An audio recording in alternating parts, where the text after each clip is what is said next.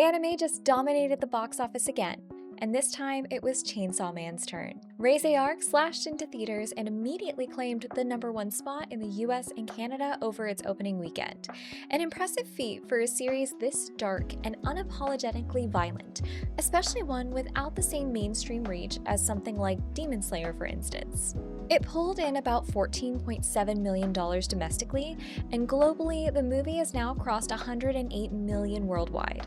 That includes Japan's strong domestic run, impressive numbers across Asia, Europe, and Korea, still holding steady with more than $18 million earned so far overall. Reze Arc's success isn't just at the box office either. It's dominating online too. The movie has climbed all the way to the 2nd spot on my anime list, sitting right between Frieren Beyond Journey's End and Full Metal Alchemist Brotherhood. That's major company to be keeping, especially for a single arc film that just dropped. It's also getting glowing reviews, holding a 97% critic score and a 99% audience score on Rotten Tomatoes. Fans are praising its direction, emotional depth, and how the adaptation brings Reze's story to life, with both brutality and tenderness. And of course, the merch chaos continues. The Pachita popcorn bucket drop was another battlefield. Theaters that had stocked the popcorn bucket couldn't even last a full day. It was gone within the first 25 minutes at my local theater. So I ended up pre-ordering it online, which means I do have to wait until April 2026, so that's kind of a bummer. So what about you? Did you see Reze Arc in theaters yet, and how was it?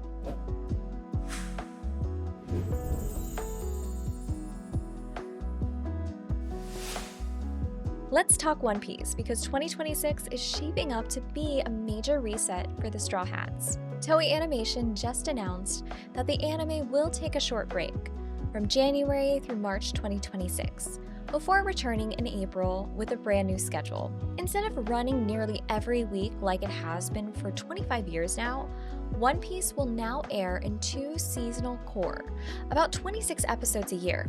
The series producer called this a strategic decision to improve quality and pacing, giving the team room to breathe, keeping the anime from catching up to Oda's manga, which is also on a brief hiatus while the author recovers.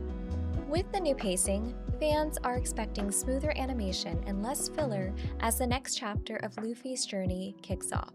And while the anime is taking its first extended pause, the world of One Piece isn't slowing down. Netflix just confirmed that its live-action adaptation will return for Season 2 on March 10, 2026, continuing Luffy's Grand Line adventure and introducing a fan favorite like Chopper. Even BookTok has joined the wave, with readers who normally read novels now discovering One Piece for the very first time, and realizing this manga might just outplot half of their bookshelves. New readers are highlighting its emotional depth and world building, while longtime fans welcome them into the fandom, and reminding them to beware of spoilers. So, with One Piece slowing down its release schedule, but expanding everywhere else, how do you feel about the change?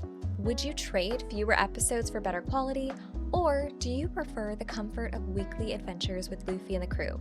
Enjoying this anime news roundup so far? Hit that like button and subscribe so you don't miss out on the next big anime story. I'm turning this into a regular series so you always be up to date. Alrighty, let's get back in. We all wanted to be wrong about One Punch Man Season 3, but it looks like the concerns that fans have had for months weren't misplaced. After a 6-year wait, Saitama's return should have been cause for celebration. Instead, it reignited one of anime's long-running debates. What happened to One Punch Man's animation? When the new footage dropped, fans immediately started posting clips side by side with Season 1, calling it slideshow animation and PowerPoint fights. And while that sounds harsh, the frustration runs deep. Season 1 by Madhouse raised the bar for modern action anime. Sharp choreography, dynamic camera work, perfect timing. Season 2 already stumbled when the series switched studios, and Season 3 seems to have carried over those same problems. Flat compositioning, stiff cuts, and a lack of movement that's hard to ignore when you're adapting one of the manga's most explosive arcs. But this week, the conversation went from criticism to cruelty real quick. Director Shimpei Nagai deleted his social media after being harassed nonstop, From people twisting his words, baiting him to break NDAs, and even monetizing outrage against the staff. In his final post, he said, "This is taking a toll on my mental health, and I cannot overlook the actions that degrade the work itself." He added that he'll never make another account. It's a sobering reminder that behind every frame of animation are real people. While fans are absolutely allowed to be disappointed, it becomes a whole other thing when that disappointment turns into harassment. It stops being criticism and becomes something genuinely harmful to the people making the series. So, what do you think? Is One Punch Man Season 3 really that bad, or did the wait make fans impossible to please? And more importantly, where do you draw the line between fair critique and going too far?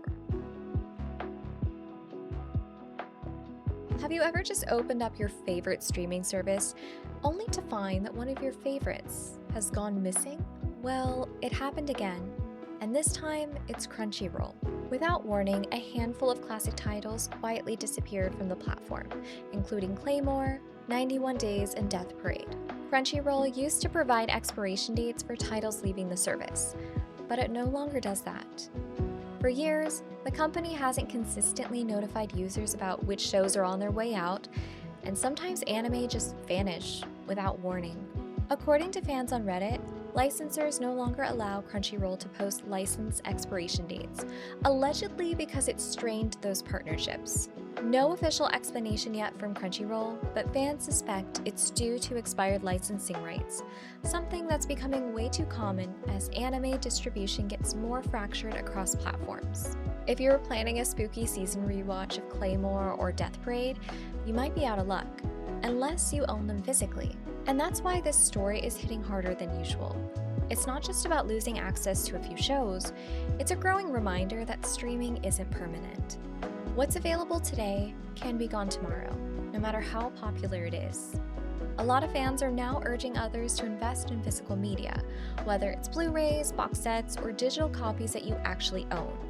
It's a movement that's gaining traction, especially after multiple removals from services like Netflix, Disney+, and now Crunchyroll this year. Because as convenient as streaming is, there's something comforting about knowing the stories that you love can't just vanish overnight. So what about you? Are you sticking with streaming, or are you planning to start collecting your favorite anime physically? It's been about 5 years now since we first heard about Hollywood's Hello Kitty movie, and now it's officially happening. Just not anytime soon. Warner Bros. Pictures Animation and New Line Cinema have set July 21st, 2028 as the release date for Sanrio's beloved mascot's big screen debut. The announcement came straight from the official Warner Bros. Instagram, featuring Hello Kitty pointing up at the Warner Bros. Water tower, now sporting her signature red bow. The film will be directed by Leo Matsuda, best known for his work on Zootopia and Wreck-It Ralph, with Dana Fox on the latest version of the script, and Beau Flynn producing. For anyone keeping count, Hello Kitty, full name Kitty White, has been around since 1974, and this marks her first major Hollywood film. No word yet on which of her Sanrio friends might join her, but fans are already hoping for appearances from My Melody, Little Twin Stars, or maybe even Gudetama. So yeah, it's gonna be a long wait. But after 50 years of cultural domination, Hello Kitty finally gets her Hollywood moment. So what do you think? Who else is super excited to see Hello Kitty on the big screen? And that's a wrap on this week's headlines, from Chainsaw Man's Reze Arc success to One Punch Man's failures, and all of that One Piece news. If you enjoyed this anime news roundup, be sure to like the video and subscribe so you don't miss out on the next episode. Which headline got you talking this week? Chainsaw Man's big box office domination? One Piece's big changes? Or One Punch Man's disaster? Drop your answer in the comments, and I will see you all next time. Bye!